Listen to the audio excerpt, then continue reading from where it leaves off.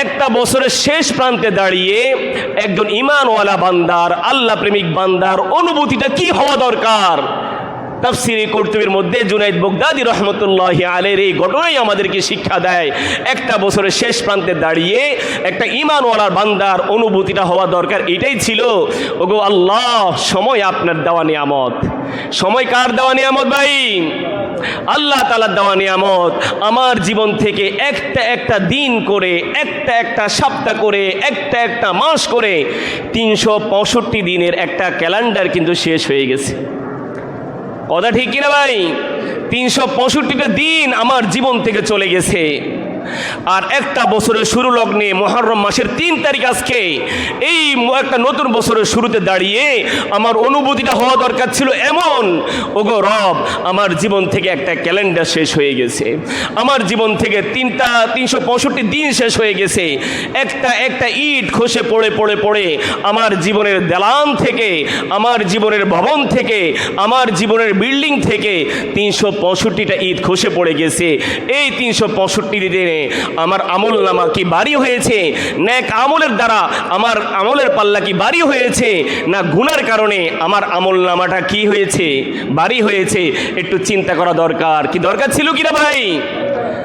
অথচ আফসোসের সাথে বলতে হয়, আফসোসের সাথে বলতে হয় যে সেই চিন্তাটুকু তো আমাদের মধ্যে নাই, সেই চিন্তাটুকু তো আমাদের চিন্তার মধ্যেই নাই।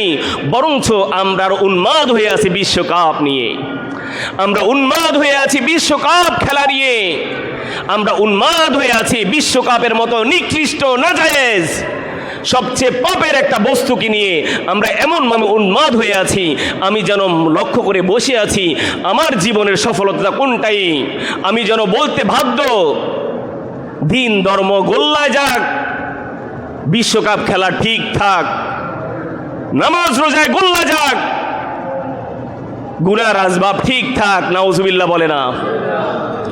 না হলে তো মুসলিম হিসেবে এই সময় দাঁড়িয়ে আমার অনুভূতি হওয়া দরকার ছিল, হুজুর বিশ্বকাপ খেলা তো চলতেছে, বিশ্বকাপ তো শুরু হয়ে গেছে, এই প্রান্তে দাঁড়িয়ে আমি মুসলমান হয়ে আমার করা কি দরকার একটু যদি বলে দিতেন। এই মুহূর্তে আমার করা কি দরকার ছিল?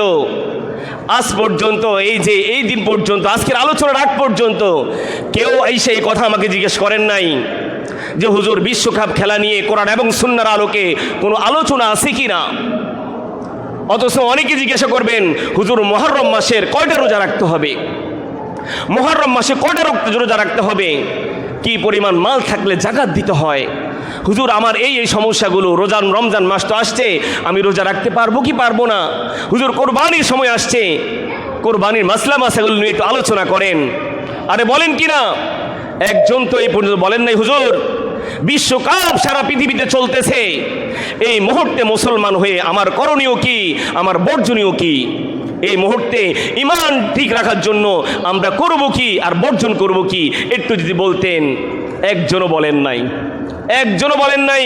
আল্লাহ রাসূল সাল্লাল্লাহু আলাইহি ওয়াসাল্লাম বুখারী শরীফের মধ্যে বলতেছেন, আল মারউ মা মান আহাব্বা, আল মারউ মা মান আহাব্বা।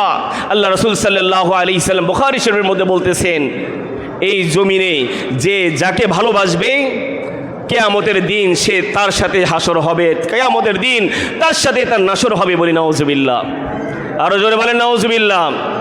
কোন বিবেকে, কোন চেঞ্জে আপনি আর্জেন্টিনার জার্সি পরে আপনি আল্লাহর ঘরে আসেন?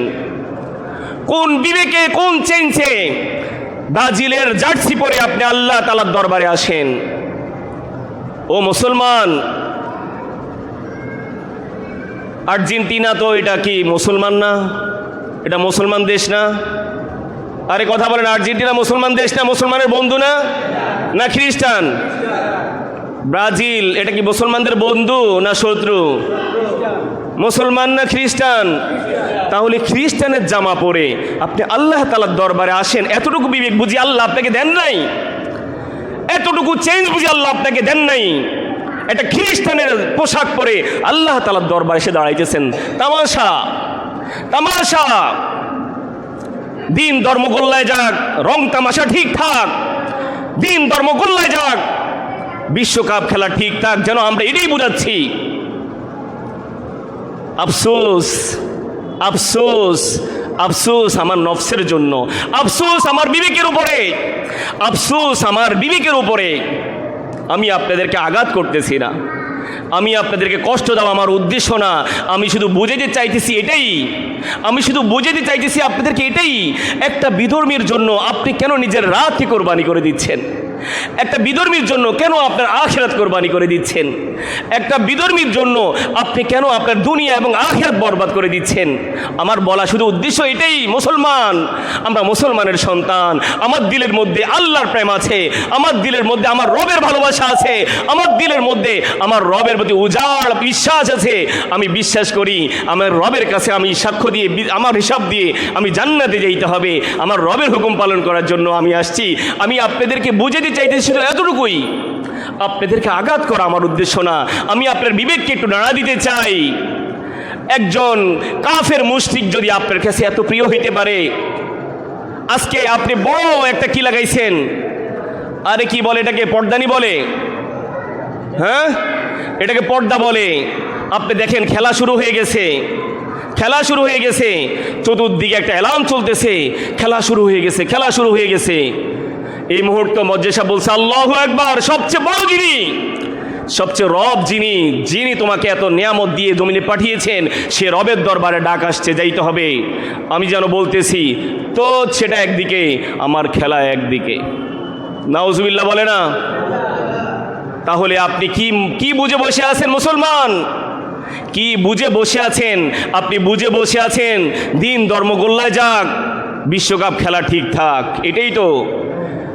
দিন ধর্ম গোল্লায় যাক, নামাজ রোজায় গোল্লায় যাক, রং তামাশা ঠিক